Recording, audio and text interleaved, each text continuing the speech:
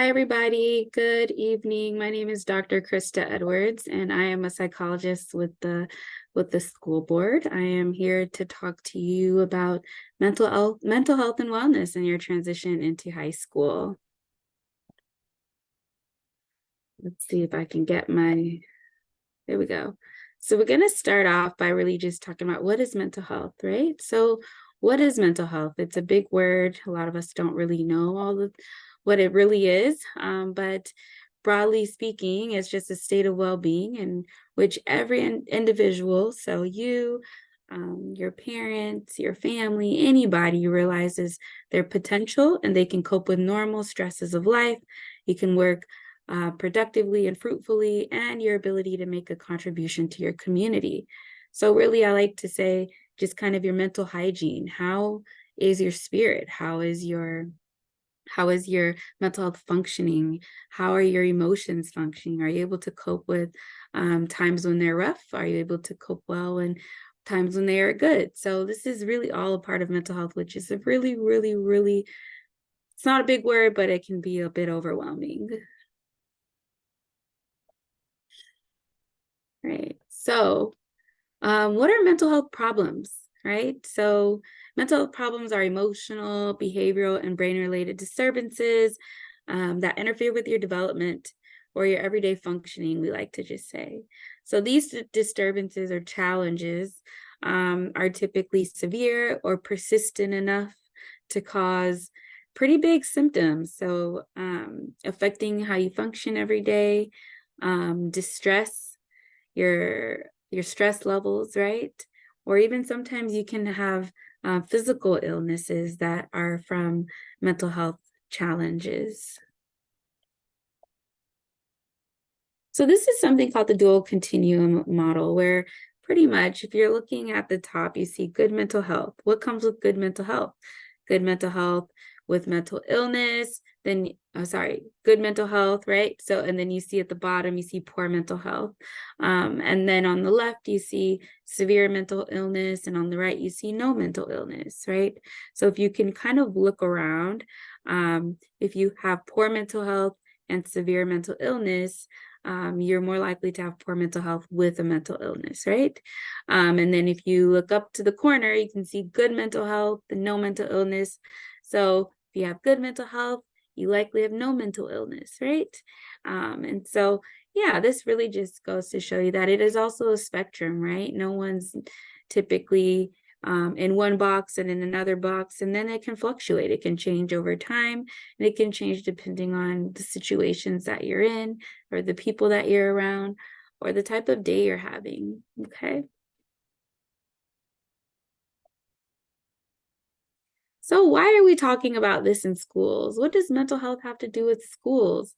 So achievement and well-being are linked. There's a lot of research that does suggest that. So sometimes we recognize that school is an ideal place for mental health promotion, prevention, and even intervention. And schools can promote social emotional learning and provide early intervention. And sometimes, and we'll get into what that looks like, but sometimes that looks like, oh, maybe you don't need intense long-term support. Maybe it looks like we work with you for a few sessions over your coping skills. Or maybe it looks like, hey, let's just check in and see how you're doing every once in a while. And so school staff can facilitate those conversations and give you access to care and the care you need. And if what you need is a little bit outside of the school, then we can make referrals to clinics or community centers that are really well versed in supporting youth who are having some mental health challenges. So I mentioned it kind of depends on where you're at, right? So maybe you need just a check-in every once in a while. Maybe you need some intervention for a few weeks. And maybe we just need to do an assessment and really see kind of what's going on. So this is something called the tiers model, right? So think about tier 3 up the top. You might hear this, parents, if you're here, you might hear this at some point by the school team. But tier 3 is what we consider more intensive intervention. We consider this more ongoing, again, more intensive and treatment. So maybe that also looks like, hey, let's do an assessment. Let's try to figure out if there are any diagnoses or if there's anything that comes out of this assessment that might have good recommendations, so we can figure out how we can support youth in school. Tier 2, I like to think of like, oh, you're in the middle, right? You're not great, but you could use some help.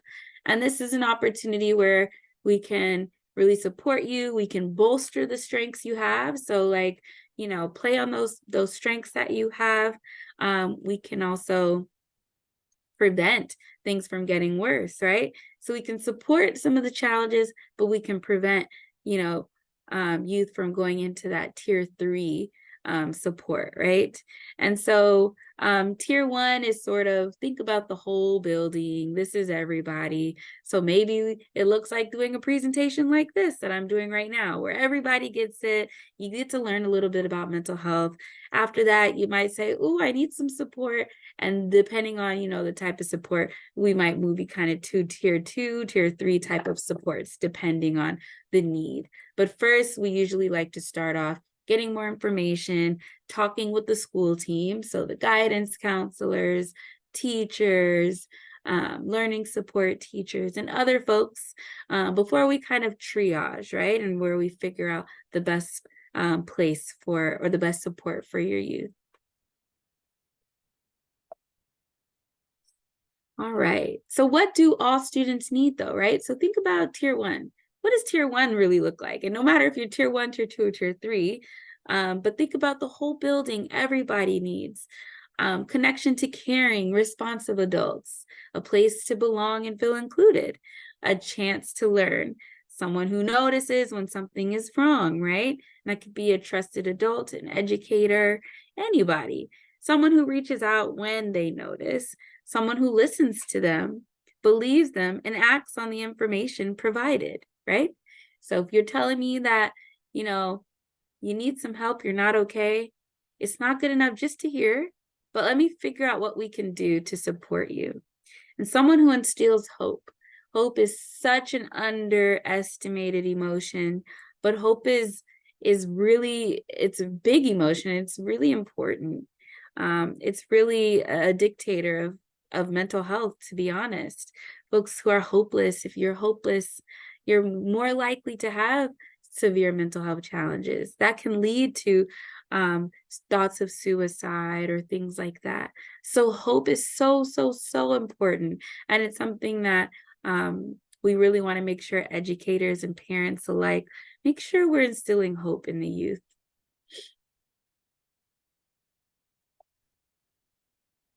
So what do mental health supports look like here at OCDSB, right? So it looks like a psychologist. So I'm a psychologist.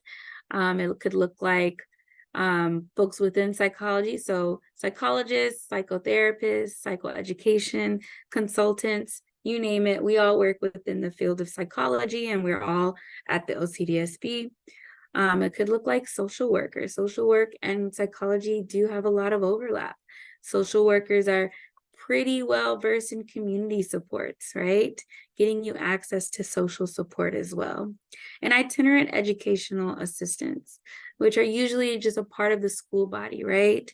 And so they can come in and support with some of the tier 2 and tier 3, tier 2 and tier 1. So thinking about maybe some building wide stuff, maybe some kids are like, I could use a check-in every once in a while. So they're not providing assessments or they're not doing therapy, but they're definitely great pillars as far as mental health support. Also, social workers are not providing assessments, but they can provide some coaching using therapeutic modalities. They're trained in a bunch of different methods to support the mental health of youth. And then typically, if you are looking for an assessment, a psychologist is the one who would do it. We're also trained to provide ongoing counseling and mental health support as well. So what do some of those services look like? Again, I said, I already mentioned assessment, but I didn't mention consultation. So consultation is a part of really looking at the school team, right? The school team usually comes together during what we call a multidisciplinary team meeting.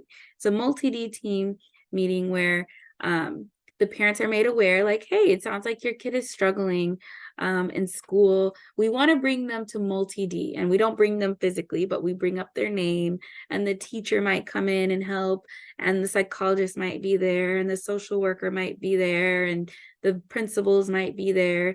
And it's just to really problem solve from different disciplines. So all of us have something different to add, right? But, because all of us have something different to add, it's good so we can figure out who might best serve this student and what they're dealing with. So that's a part of consultation, just bouncing ideas off of each other. Maybe folks need support and need to ask. I've had social workers consult with me, like, hey, I'm dealing with the kiddo who's struggling with XYZ. What do you think? And this is what consultation looks like. So I might say, oh, I've done this in the past. Have you tried this? Have you tried that? And that social worker goes back and works with the kids and takes whatever information I've given them at their own discretion and maybe applies it. Crisis intervention. So maybe if there has been any sort of crisis in the building, in society, in the community, if the student is having thoughts of suicide, we intervene immediately because that is considered a crisis as well. Counseling. So really just there are different types of counseling methods. In the school, we do offer typically short-term counseling or mental health intervention.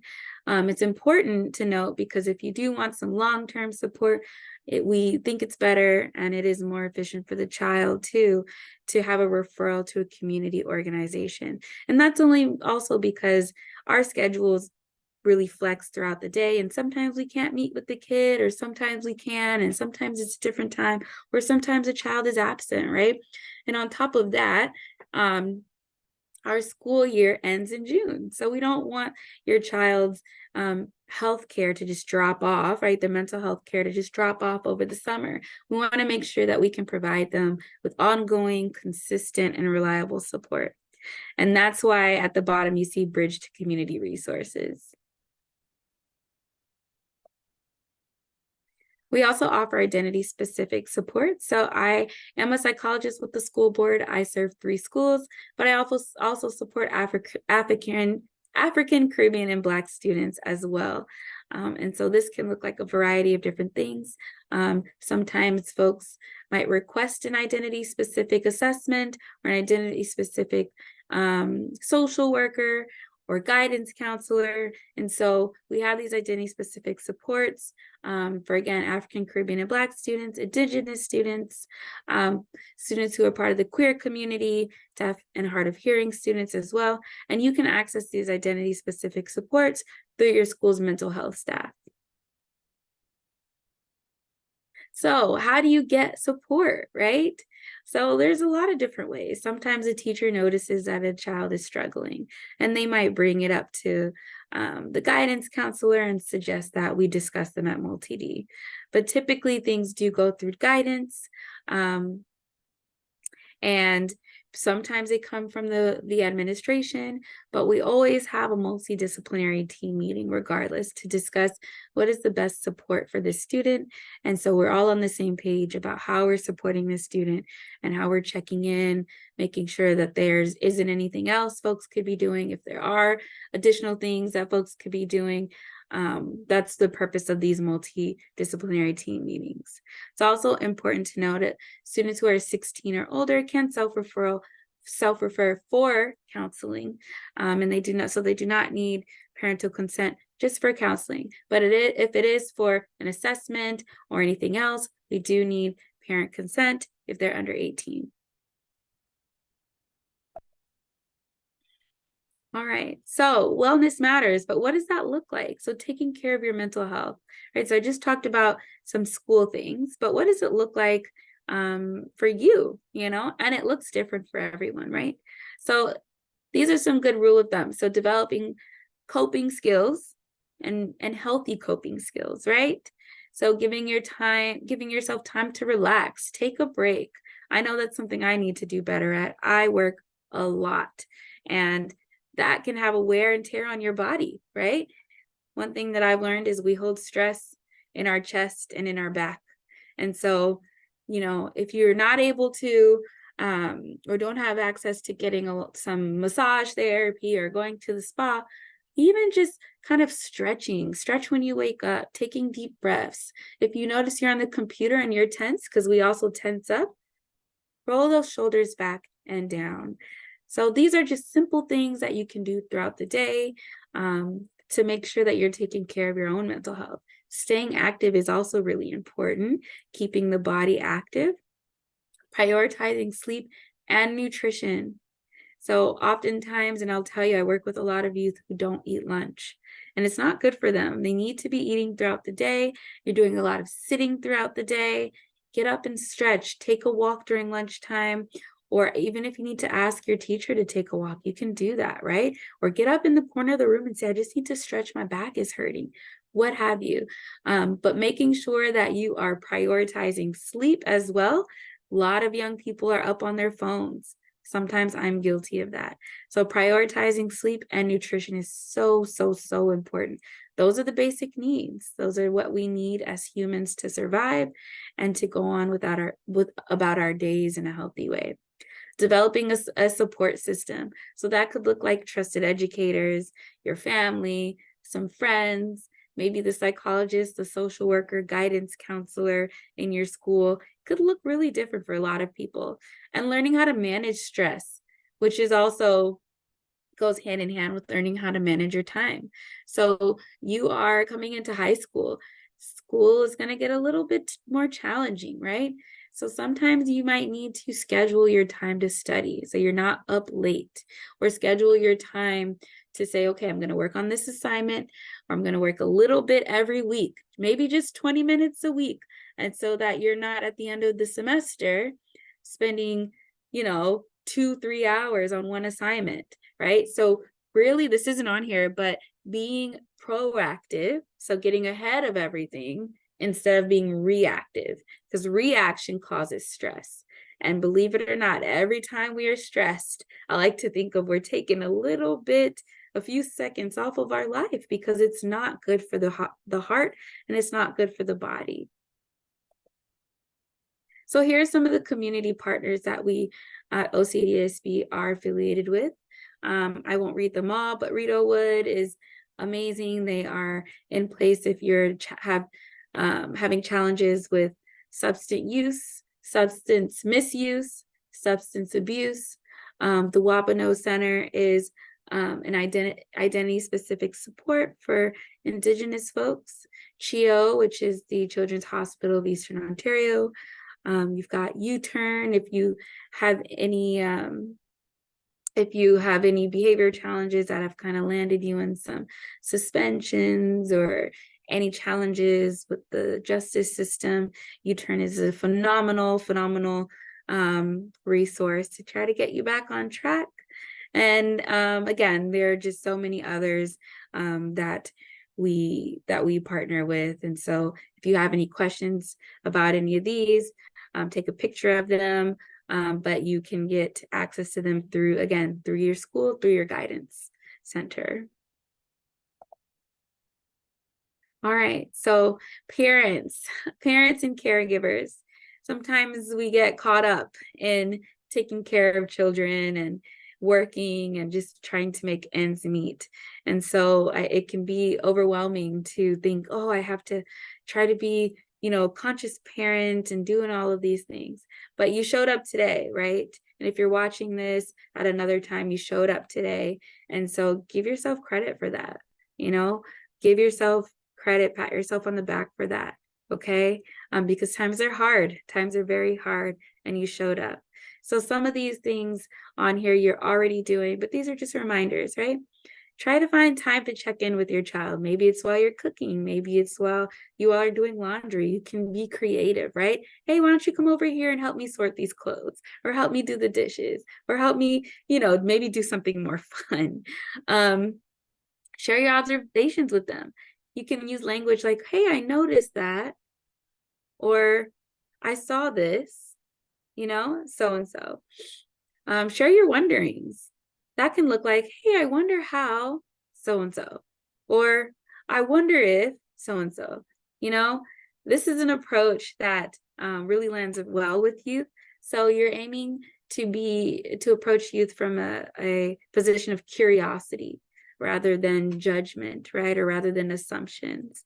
And so I've even found this being in schools time and time again. Even if there is a child who might be displaying some undesirable behavior, I often try my best, and I'm working on it, lead with curiosity. So the first thing I'll say, if a child is doing something they know they shouldn't be doing, is, are you okay? Is everything okay? Do you need help with anything?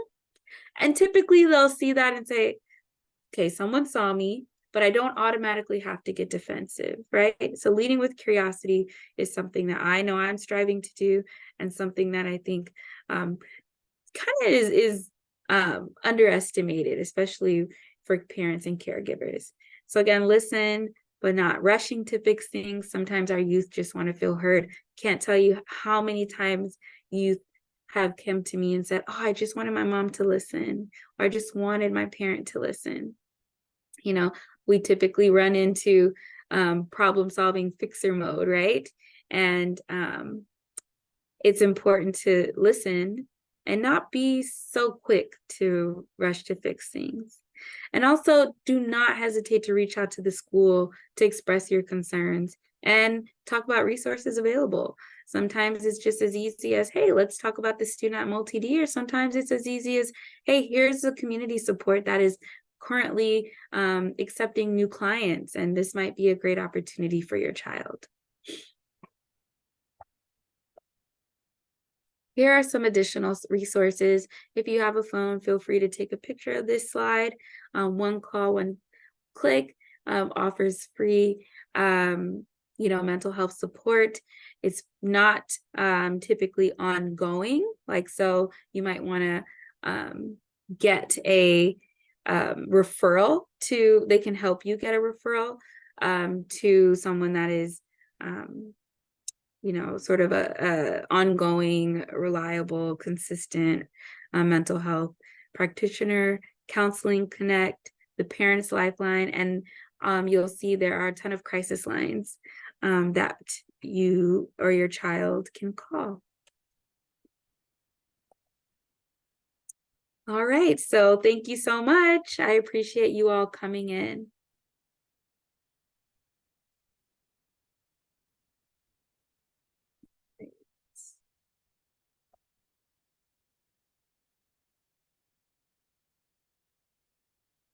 Right, I am going to restart this for folks who have just come in. Thank you so much for coming on in. Let's see if I can get all the way back. Might have to just go like that. There we go, just back it all up. Hi, everyone. My name is Dr. Krista Edwards. I'm a psychologist with the Ottawa-Carleton District School Board, and today I'll talk to you, and if your youth is with you, about mental health and wellness. Transitioning to high school, it can seem really, really daunting. So I will go ahead and just kind of give you the pointers, how to navigate the system a bit, and at the end, we'll end with some resources. So what is mental health? It's really a state of well-being. And we could really just put a period there. It's a state of well-being, though, in which every individual realizes their potential to cope with normal stresses of life, to work productively and fruitfully, and their ability to make a contribution to their community. But when you think of mental health, think of your well-being. So what are mental health problems? So mental health problems are emotional, behavioral, or brain-related challenges or disturbances that interfere with your development and your everyday functioning.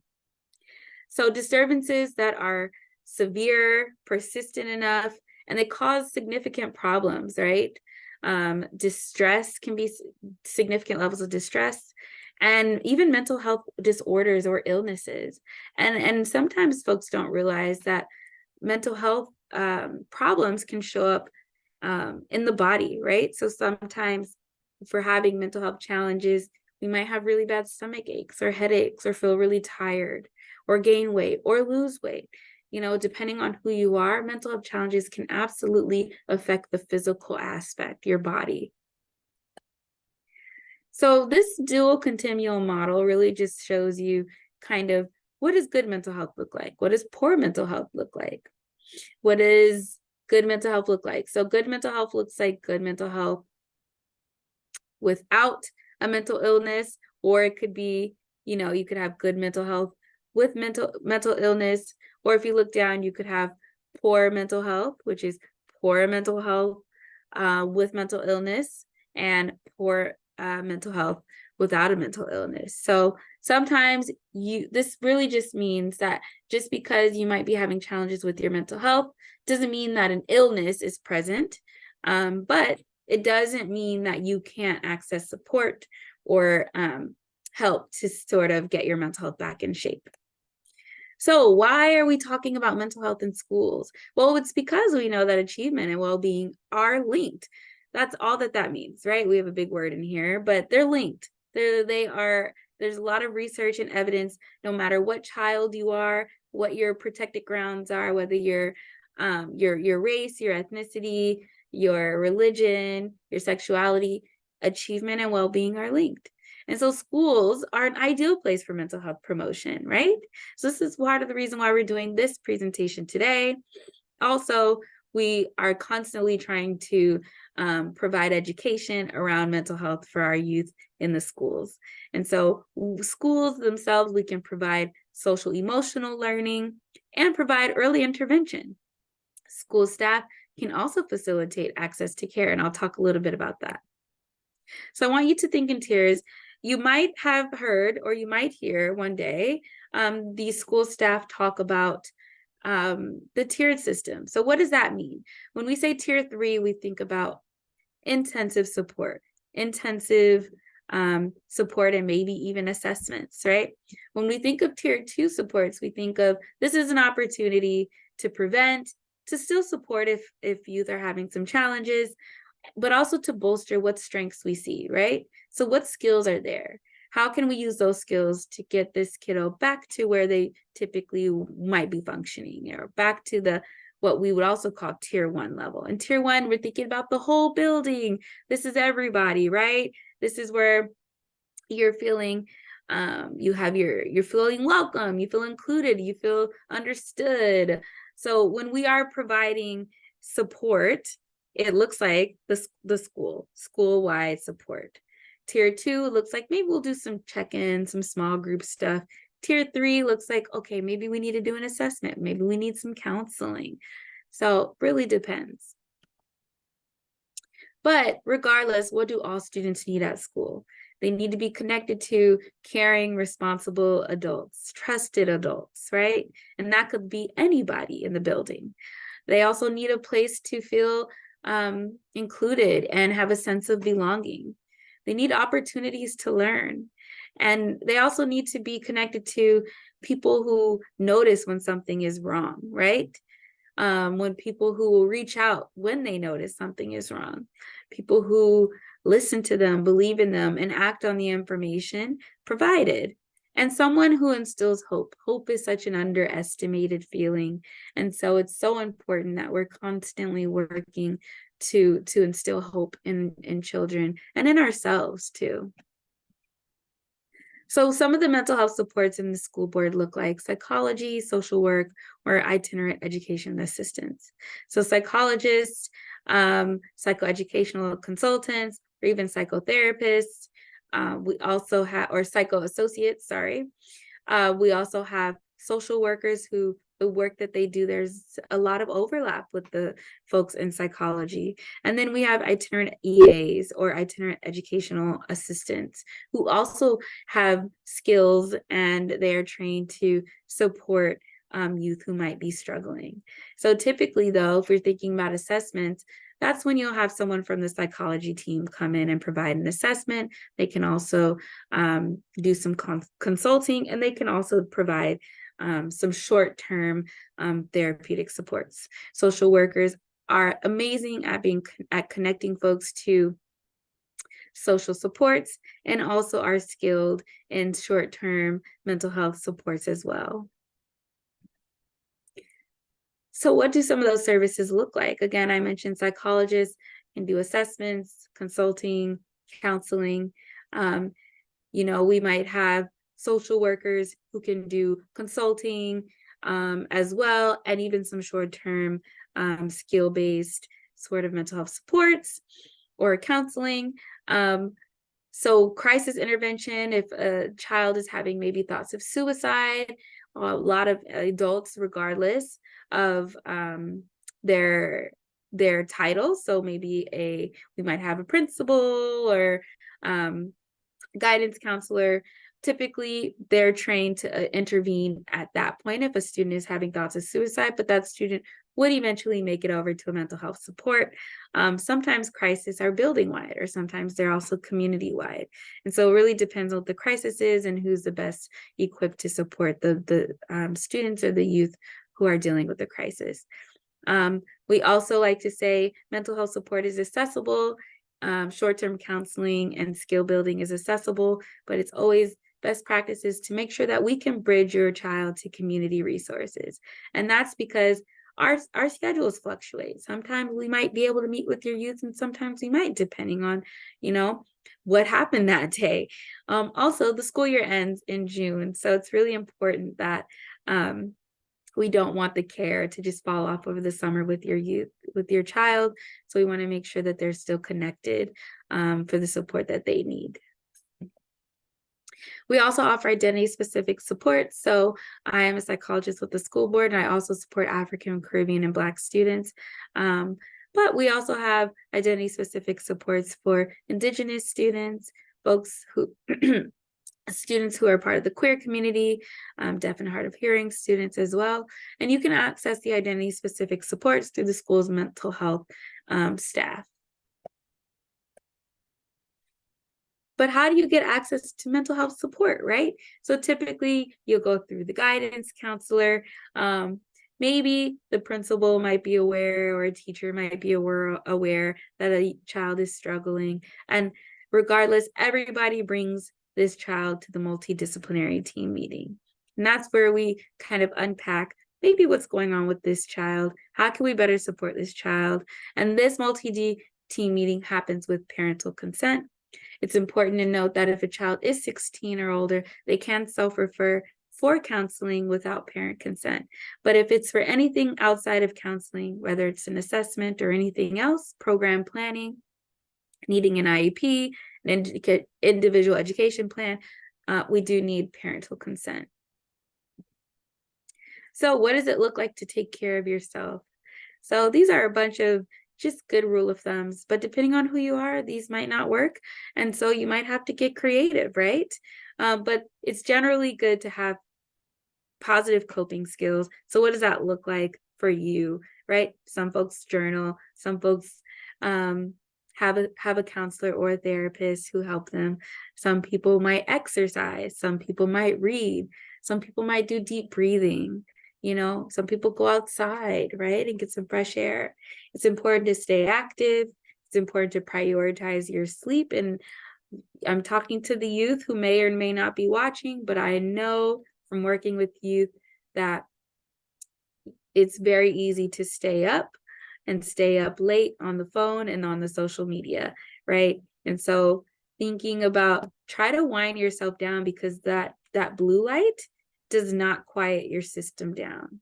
And so whether it is, hey, let's put the phone away a little bit before so your body can wind down, makes it easier to fall asleep. Or if you're not quite ready to do that, change the lighting settings on your iPhone or your smartphone. Nutrition is also important. A lot of youth that I work with don't eat lunch. And so even if you're snacking on something, make sure you're feeding your body the nutrients it needs. This is how you're able to retain the information in school, right? Sometimes you might be sitting for a while and you get really sluggish. And in high school, you're going to multiple classes and the content is a bit heavier and a little bit more boring, right? So having some nuts or fruit or things like that, protein, absolutely helps you do better in school. Having a positive support system, learning how to manage your stress and your time, those go hand in hand. Don't wait till the last minute for any assignments. Say, all right, put in your calendar, your Google Calendar. Everybody has a Gmail through the school board. Hey, every Monday from 4 to 6 o'clock, I'm gonna study. I'm going to read, I'm going to work on an assignment, even if it's due in like a month. I'm going to be proactive, because reactiveness breeds stress. So here are some community partners that we are affiliated with and some that we have in the schools. So Rideau Wood, substance misuse and abuse. I won't go through all of them. The Wabano Centers and Identity Specific Support for Indigenous Peoples, let's see, what else? Crossroads, the Mishwanan Lodge. These are all different community supports that are you can access through guidance, and you can get more information, you can get a connection. That's our job, right? So parents, I know that it's really, really tough. Caregivers, it's hard, especially we're in really rough times, right? It's very stressful, and oftentimes we forget some of the basic things. But I want to let you know that, pat yourself on the back, because you showed up today. You showed up at 7 p.m. on a Zoom call to learn more about how you can support your child. And so shout out to you for showing up and doing the work. Here are just some reminders of things that you're probably already doing. Find time to check in with your child, right? And that could look like while you're cooking, while you're doing laundry, maybe while you're just in bed and you're saying, hey, come on in here. I want to talk with you. How was your day? You know, share observations. Hey, I noticed so-and-so. Or share your wonderings, right? Oh, you can say, I wonder if, or I wonder how. So that's just language that leads with curiosity and doesn't lead with assumptions. And I'll tell you, when I'm working with youth who are having some behavior challenges, where they're displaying less desirable behavior, leading with curiosity helps connect with them. And so I might say, hey, are you okay? Is there anything I can do to support you? And I kid you not, they'll kind of straighten up and be like, no, miss, I'm good. I'm like, okay, well, let me know if you need any help, because it seems like you might be struggling. I don't know. Let me know. So leading with curiosity is something to be mindful of. It's kind of like that saying, you catch more flies or bees with honey. I don't remember the saying, but leading with curiosity and not judgment.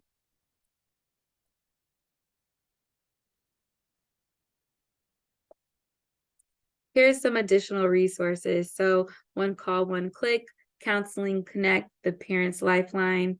And then here are some some crisis lines that you or your child can call.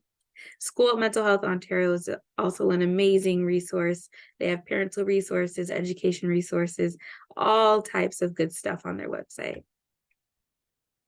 All right, thank you.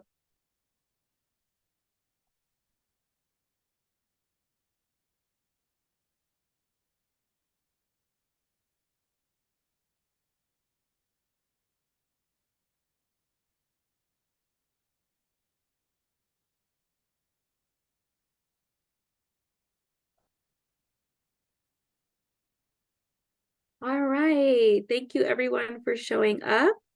I appreciate you coming today. My name is Dr. Krista Edwards, and I'm a psychologist with the Ottawa-Carleton District School Board. Today, I'm just going to talk a bit about mental health and wellness and what it looks like to transition to the high school.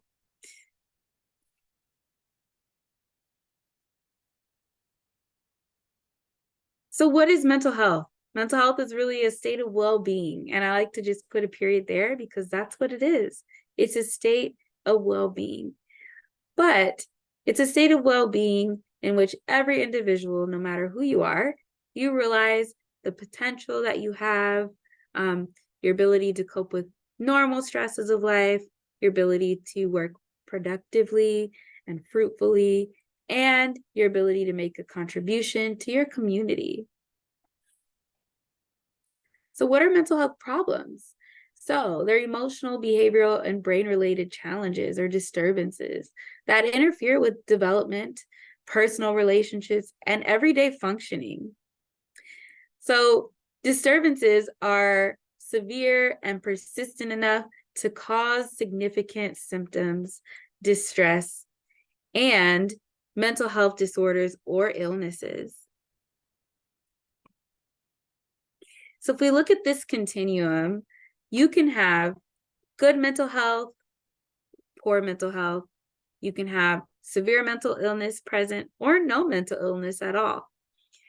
So the important thing in this slide is just to note that you can have poor mental health without a mental illness, but that doesn't mean that you don't need support, right? So just keeping that in mind. So whether you have poor mental health with or without a diagnosis doesn't mean that you won't be able to benefit from maybe checking in with someone, maybe counseling, or maybe it's time to get an assessment and understand what's going on. But why schools? What do schools have to do with mental health, right? Well, there's a ton of research that says academic achievement and mental health are linked. They are directly linked. It doesn't matter where you're from, your socioeconomic status, your ethnicity, your sexuality, academic achievement and well-being are linked. So that is why schools are an ideal place for mental health promotion. So promoting positive mental health, good mental health, preventing poor mental health, and even intervening if someone is having mental health challenges. So schools can do a great job, right, at promoting social emotional learning through interactions and in relationships, and also providing early intervention. School staff can also facilitate access to care, and we'll get into that a little bit later in the presentation. So I would want for you to kind of think in tiers, right? So you might hear an educator say tier 1, tier 2, tier 3, right? So tier 1 is at the bottom. You'll see the green. So it's when a child is feeling welcomed, included, understood. They feel like they have a school family partnership. These are all really great foundational things to a positive mental health, right? Tier 2 can be an opportunity to prevent some of the risk factors, to support. Maybe we need to support a student or provide accommodations so that they don't, get worse, right? Or don't continue to struggle. And it's an opportunity to bolster the strengths, right? What do they have already that we can really hook on to and support them with? And tier 3 is when we intervene more intensively. So maybe that looks like an assessment, or maybe that looks like more intensive treatment services, right? So as a school, tier 3, we're looking at the whole building. If we're supporting whole building stuff, providing information about mental health to the whole building.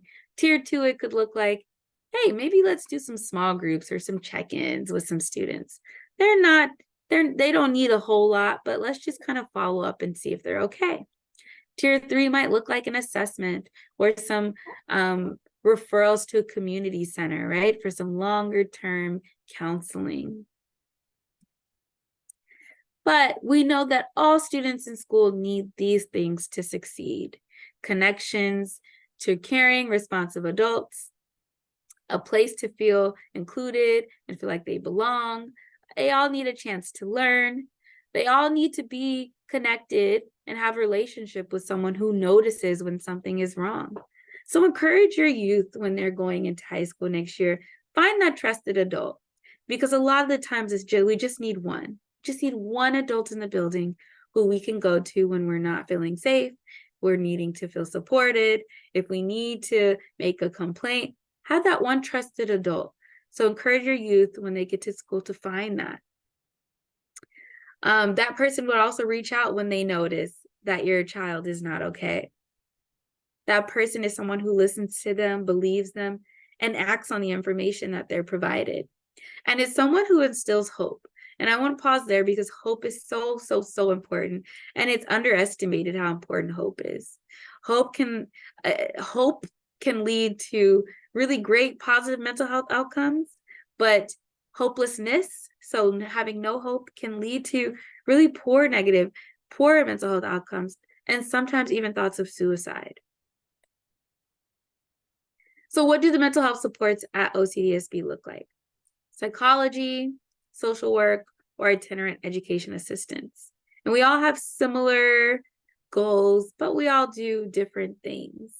So there is sometimes some overlap with what mental health supports are available. But when you're thinking about psychologists, they are more likely to, if you're needing an assessment, if you're needing some counseling or therapy. And again, in the schools, it's always short-term therapy that we might, or counseling that we might provide, for the reasons that our schedules fluctuate. Sometimes emergencies happen and we can't see your child. Sometimes your child doesn't come to school because they might be sick, right? So we want to make sure we can connect them to community supports for more reliable, consistent services. And our social workers who are amazing and have complete knowledge about the social supports in the area would be a key person in getting you connected with some social support or even mental health support. They also are trained to provide some some skill-based interventions, some mental health interventions, some social skill coping strategies, and things like that. So what are some of the services that the mental health team, depending on which person on part of the team, can offer? So assessments, as I mentioned, so maybe there's a query of a diagnosis that might need to be provided, right? Consultation. So maybe the team needs to just talk amongst each other to see how can we better support this child. Crisis intervention can look very different. It can look like a community crisis, individual crisis. It could even look like, a building-wide crisis, right? And also, again, like a goal is to also bridge to community resources. And so I will keep going and I'll show all of the community resources that the OCDSB is connected to. We also provide identity-specific support. So for African, Caribbean, and Black students, Indigenous students, students who identify as queer, and deaf and hard of hearing students as well. And if you do request any identity-specific supports, they can be accessed through your school's mental health staff and also through guidance. So how do you access support though? So again, going through your guidance counselor. I had a lot of children who come to the guidance counselor and say, I'm really struggling with this. Is there anyone that can support me? And typically guidance will either try to get them connected to some community support, or they'll bring, this child's name to the multidisciplinary team with parent consent, of course. Also, administrators might be a way into getting support as well, or teachers. But regardless, everyone goes through the multidisciplinary team, so we can kind of unpack and get a better idea of what's going on with your child and figure out how to best support them. It's also important to note that if your child is 16 or older, they can self-refer for counseling, but if they are seeking anything else, so program planning and individual education plan, or even an assessment, they do need to be 18 or older, or we need to have parental consent if they're below 18. So what are some ways that you can just take care of yourself, right? So these are what we would also call tier 1 strategies. So everybody can do these things. Having positive coping skills. Maybe that looks like you journal, or you go read, or you go exercise, right? Could look like a lot of different things. Give yourself time to relax. I know I'm struggling with that. So it's something that, the older you get, the more you have on your plate. So you want to be mindful of the things that you can prioritize and manage your time, right? Managing time goes hand in hand with managing stress. So I tell youth all the time, put in your calendar. Everybody has a Gmail account with the school board, which means everyone has access to a calendar. So make sure that you schedule your time in your calendar to study. Put it in there every Monday from 4 to 6. I am reading, I am studying, I'm catching up on homework just for those 2 hours on that Monday. Start there. And even if you don't have any work, use that time to maybe read ahead or read about something else. Teach yourself something else, but incorporate it into your schedule, because being proactive reduces stress. When you're reactive, you're going to breed stress, and stress on the body is not good. Make sure you're sleeping. So put the phone away in enough time so your body can wind down. When you're looking at the blue light on the iPhone or the smartphone, your body does not wind down. And many youth find themselves struggling to go to sleep because of this. Make sure you're eating. Many youth don't eat lunch. Trust me, I know. And so maybe you bring some nuts and you snack during the day, or some fruit, or a sandwich, something, so that you're fueling your body so you can pay attention and learn. Have a good support system and staying active as well. Here are some of the community partners that the OCDSB has. Rito Wood, YouthNet, I won't go through them all. Rito Wood is for substance use and misuse. We have identity-specific supports with Indigenous peoples. We have CHIO. We have a mental health nurse that we have access to. Lots of different community supports that, you know, we are bridged with and we can get you access to as well. So parents, before I wrap up, caregivers, I know that it is rough. It is tiring. You showed up today. And so give yourself a pat on the back for showing up and you made it. So I'm pretty sure you're doing all of these things. This is just a gentle reminder to find a time to check in with your child.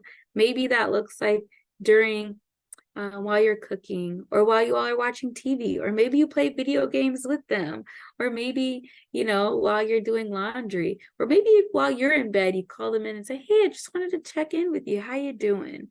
You know, or maybe some folks will have like a little check-in jar. And if your child is struggling with anything, they can write it down and put it in the jar. You just have it somewhere that they have access to. And when times are right, you just pull them out and say, hey, I noticed you wrote this. You can get creative. Sharing your observations with them.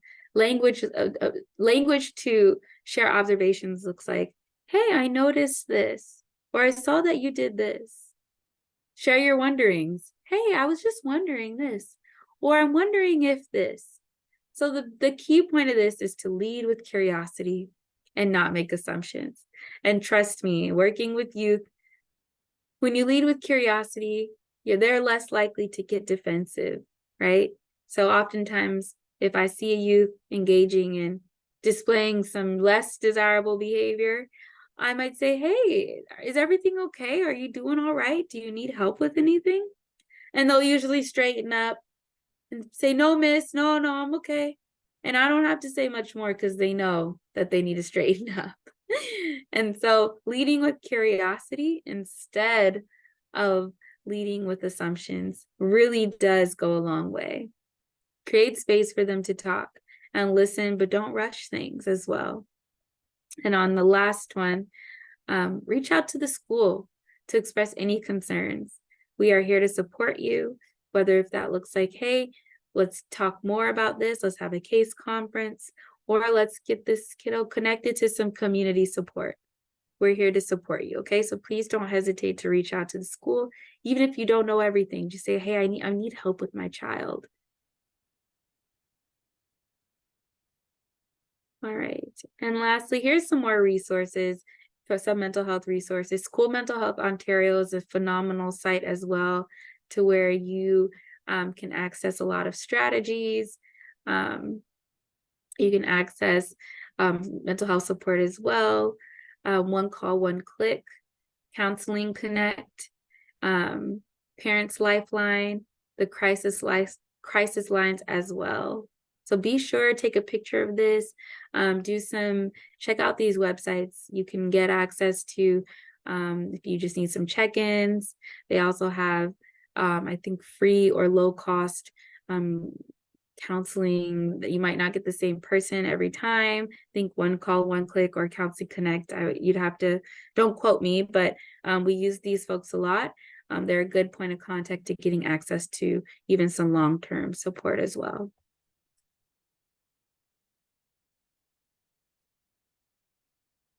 All right, thank you so much. Take care.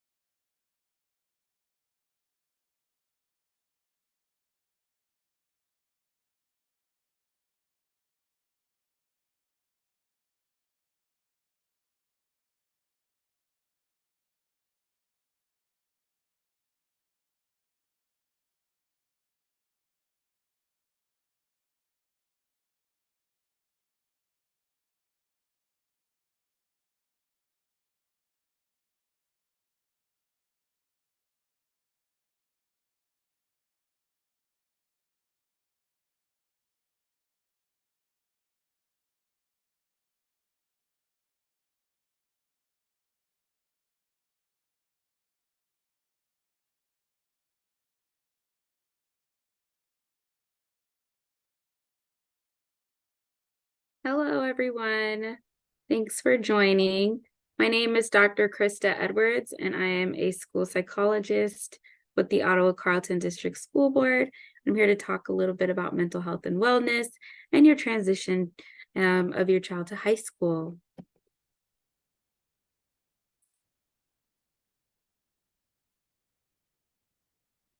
So we start off by really talking about what is mental health. Mental health is a state of well-being. And I like to put a period there, right? Because how is your well-being? How often do you check in with yourself? And that really is just enough, right? It's a state of well-being, but it's also a state in well-being in which you realize your potential. You also, where you realize your ability to cope with normal stresses of life, your ability to work productively and fruitfully, and your ability to make a contribution to your community. But what are mental health problems? So they're emotional, behavioral, and even brain-related challenges that interfere with your everyday functioning. So these everyday functioning disturbances can be severe and persistent enough to even cause significant symptoms. So big symptoms like distress, mental health disorders, or even physical illnesses. A lot of youth will say, what? Physical illness? Absolutely. Your mental health does affect your physical health. So here we see there's a dual continuum, right? So you're never just in one place, right? Everything is fluid, everything is on a spectrum. So what this model shows is that you can have poor mental health and no mental illness. You can have poor mental health with a mental illness. You can have good mental health with no mental illness, or good mental health with a severe mental illness, right? But that doesn't mean that you don't need support.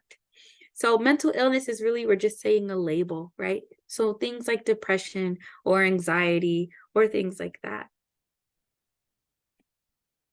So why are we talking about this in the schools? Well, we know that there is a lot of research that says achievement and well-being are directly linked.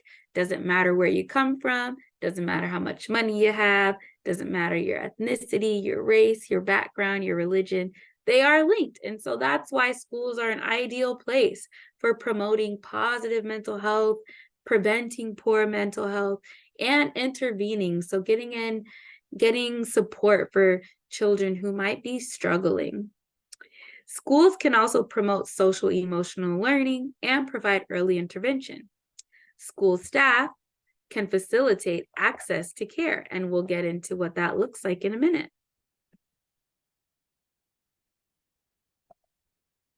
So I want you to think in tier. This is what we call the tiered system, right? So tier 3, we see at the tippy top, it's usually when you might find yourself needing some more intensive support, right?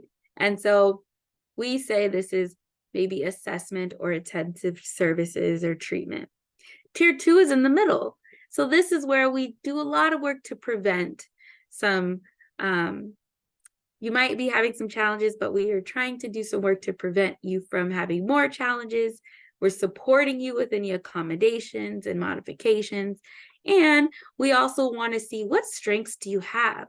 What are you doing well at? How can we hook on to that and bolster it? Tier 1 is at the way bottom.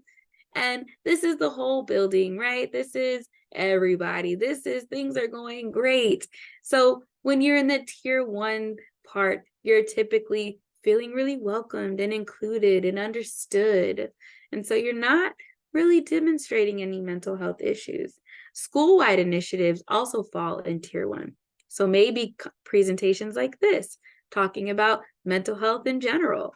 That's some tier 1 activities. So regardless of the tiered system, right, we know that what do all students need? And all students need relationships. And so I would encourage you to encourage your child to find that trusting, caring adult in the building. Who is it that they trust, that they can go to if something is wrong? Who is it that will notice if something is wrong in your child? And it can be anybody. So we want to make sure Children are connected to caring, responsive adults. We want to make sure that they provide a place of belonging and inclusion, and also a chance to learn. We want to make sure that this person they're connected to is someone who listens to them, believes them, and acts on the information that they're given. And we also want to make sure that this is someone who instills hope. Hope is such an underestimated emotion. Hope can actually lead to really positive mental health outcomes or really negative ones. Sometimes children who have lost hope, and adults too, can lead to thoughts of suicide, right? Depression, anxiety. Hope is directly tied to a lot of these things. But if you do have hope, it's a protective factor too. So how high is your hope? And so we want to make sure that the adults that the youth are connected to are instilling hope in them. So what do the mental health supports look like with OCDSB? So it could be in psychology, they can be in social work, and they can even be an itinerant education assistant. So what do the services look like? Could look like getting an assessment done, trying to understand if there's a diagnosis there, doing testing, consultation. It could look like different team members, teachers and psychologists and social workers talking to each other and bouncing ideas off of each other to really see how can we best support this child. It could look like crisis intervention. Sometimes children present with thoughts of suicide. Sometimes there's a building crisis. Sometimes something happened in the community that affects the school. We could provide counseling, short-term counseling. We don't do long-term counseling for the fact that sometimes our schedules fluctuate, right? So sometimes we might not be able to make it and meet with your child. Sometimes your child might be absent or not be at school. Things happen, right? So we can absolutely provide short-term mental health intervention and counseling, but we always have a hope of bridging to a community resource if your child needs more support. And so that is a goal because they're more reliable, they're consistent, and there are some in the community that are low cost or no cost as well. So who are the people that you typically find doing these things, right? So psychologists can provide assessments. So we do testing and assessing and diagnosing if there is a diagnosis, if someone meets criteria. We also train to do counseling and offer therapy, again, short-term in the school system. We also consult with other school team as well. Social workers are amazing at connecting folks to social support, and they also have training in mental health support as well. So the school board also has identity-specific supports. So identity-specific supports that we have available can support African, Caribbean, and Black students, Indigenous students, students who identify as queer, students who are deaf and hard of hearing as well. And you access these supports through the school mental health team or the mental health staff. But you would start off at guidance. Start off with your guidance counselor. But how do you get support, right? So again, guidance counselor, sometimes principals have relationships with students and they'll say, hey, you might think this child could use some support. Sometimes your teacher, right, might pick up on if you're having some challenges. But regardless, all children with permission from their parents go through the multidisciplinary team. So that's the teachers, the psychologists, the principals, the learning support teachers, everybody, social workers. So multiple disciplines. We sit at a table and we try to unpack what's going on and who might be the best person to support a child. Also, I want you to note that if your child is 16 or older, they can refer themselves for counseling. If they want anything additional, an individual education plan or program planning or an assessment, We do have to have parental consent if they are under 18. But if they want counseling and they're 16, they can consent for themselves. So here's some general strategies. How can we take care of ourselves? Times are hard. There's a lot going on in the world. What can we do? So making sure that you have positive coping skills, coping strategies. So maybe that looks like going outside. Maybe that looks like reading or journaling or taking deep breaths. Give yourself time to relax. So take a break from the social media sometimes, right? Take a break from the video games. Maybe just lay in bed. Learn to manage your stress and time. Those two go hand in hand. So if you're not managing your stress, then you're likely not managing your time well, and vice versa. I always tell you, you want to be proactive instead of reactive. Proactive means everybody has an OCDSB Gmail account, an email account, which means you have access to a calendar. So in your calendar, you schedule some time to work on your homework, work on your studying, put it in there. So you're reminded every Monday, for example, 4 to 6. All right, gotta study. Can't forget that. It's in my calendar. Even if there's nothing to study, read ahead, right? Learn something new during that time. This is how you can manage your time. And so again, reactive breeds stress. And every time we're stressed, we're taking a few seconds off of our bodies. Think about that, right? We're putting more wear and tear on our heart, on our muscles, on our brain. Prioritize sleep and nutrition. So I'll tell you, a lot of youth are not sleeping because they're up late on their smartphones. The blue light in the LED sends your brain a different signal. So it doesn't send your brain, so it keeps your brain awake. So if it's time to go to sleep, you're not receiving the, okay, it's time to wind down message, because those lights are keeping your brain up. So put the phone down at least 30 minutes before it's time to go to sleep, right? Or if you're not ready to do that yet, put your phone on night mode. So at least your body can start to kind of shut down. Develop a support system and make sure you're staying active. It's a really, really, really important thing to make sure you are active, whether you do a jog or you do some jumping jacks in the house. That is so, so, so important. All right. So here are a look at our community partners with the OCDSB. I won't go through all of them. There's some identity-specific supports with the Indigenous peoples. U-turn is great if there's a youth who has maybe gotten suspended or expelled or had some issues with the justice system. U-turn is a phenomenal resource to help you get back on track. CHIO, the Rito Wood, helps youth who are dealing with substance misuse and substance abuse. Amazing counselors there as well. Now, caregivers. This is just a little reminder. Again, there's a lot going on in the world, right? But it's important to find a time to check in with your child. So share your observations with them, right? Share your wonderings. Check in with them maybe while you're cooking or while you're doing laundry or anything. Maybe you're in bed and you want them to just come hang out and ask them, how you doing? How was your day? Also, lead with curiosity and don't make assumptions. So sharing your observations could say, hey, I noticed this. Or sharing your wonderings could say, you could say, I'm wondering if so-and-so, right?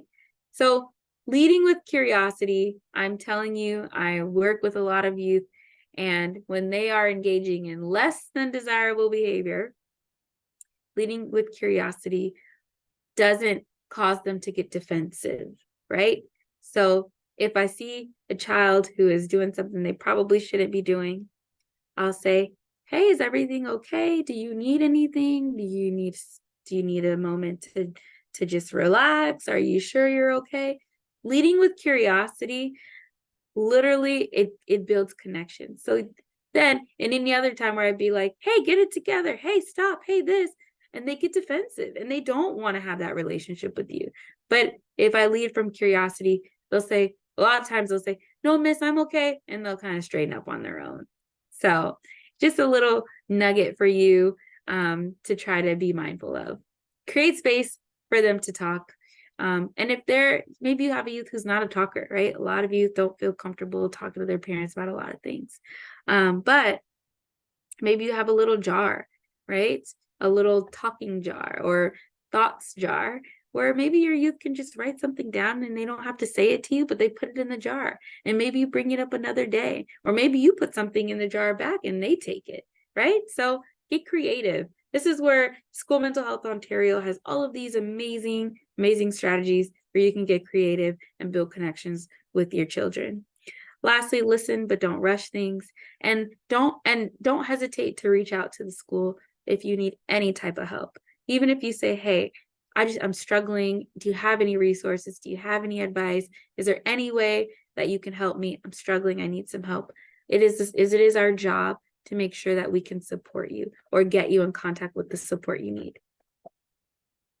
So lastly, here's some resources. One Call, One Click and Counseling Connect are amazing resources to get you connected, to kind of start that journey of maybe finding some community mental health resources. If you have an iPhone, or if you have a phone, I would take a photo of this one as well.